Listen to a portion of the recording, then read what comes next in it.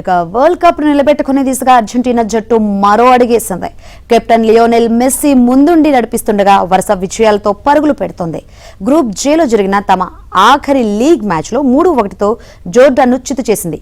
గియోనీ లో సెల్సో, లా Martinez, messy అర్జెంటీనాకు goals అందించారు. అల్ తామారి Jordan తరపున ఏకైక గోల్ చేశాడు. మొత్తం 9 పాయింట్లతో అర్జెంటీనా గ్రూప్ టాపర్గా నిలిచింది. ఈసారి టోర్నీలో మెస్సీ కాకుండా అర్జెంటీనాను గోల్ చేసిన తొలి ఆటగాడిగా సెల్సో అరుదైన ఘనత సాధించాడు. జోర్డాన్తో ఆఖరి మ్యాచ్కు ముందు అర్జెంటీనా 2 మ్యాచ్లు ఆడింది. ఆ 2 మ్యాచ్లలో ఆ జట్టు చేసిన 5 గోల్స్ కూడా మెస్సీ నుంచి జాలువారినవే. ఈ నేపథ్యంలో జోర్డాన్తో పోరులో సెల్సో 19వ నిమిషంలో బుల్లెట్ లాంటి గోల్ కొట్టి మెస్సీ కాకుండా ఈసారి టోర్నీలో తొలి గోల్ చేసిన అర్జెంటీనా ఫుట్బాలర్గా రికార్డు నెలకొల్పాడు.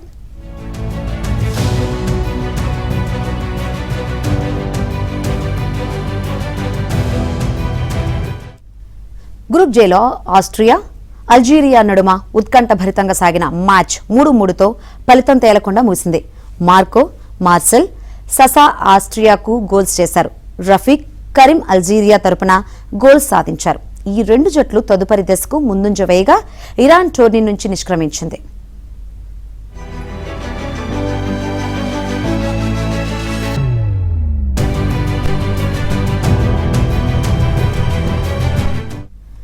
గ్రూప్ ఏలో జరిగిన మ్యాచ్లో ఇంగ్లాండ్ 2-0తో పనామాపై గెలుపొందింది. బెల్లింగ్హామ్, హ్యారీ కేన్ ఇంగ్లాండ్ తరపున గోల్స్ చేశారు. ఈ గోల్ ప్రపంచ కప్లలో కేన్కు 11వది.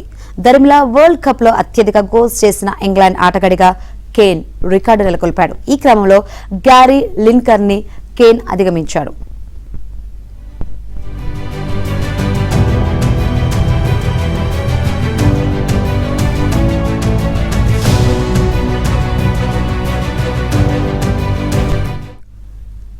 గ్రూప్ ఎల్ మరో పోరులో 2-1తో ఘనాపై నెగ్గిన క్రొయేషియా ఇంగ్లాండ్ తర్వాత 2వ స్థానంతో నాకౌట్కు చేరింది. పీటర్ సునిక్, నికోలా వ్లాసిక్ గోల్స్ కొట్టారు. లుకాసెన్ ఘనాకు ఏకైక గోల్ అందించాడు. గ్రూప్లో 3వ స్థానంలో నిలిచిన ఘనా ఇంతకు ముందు రౌండ్ 32వ స్థానం ఖరారు చేసుకుంది.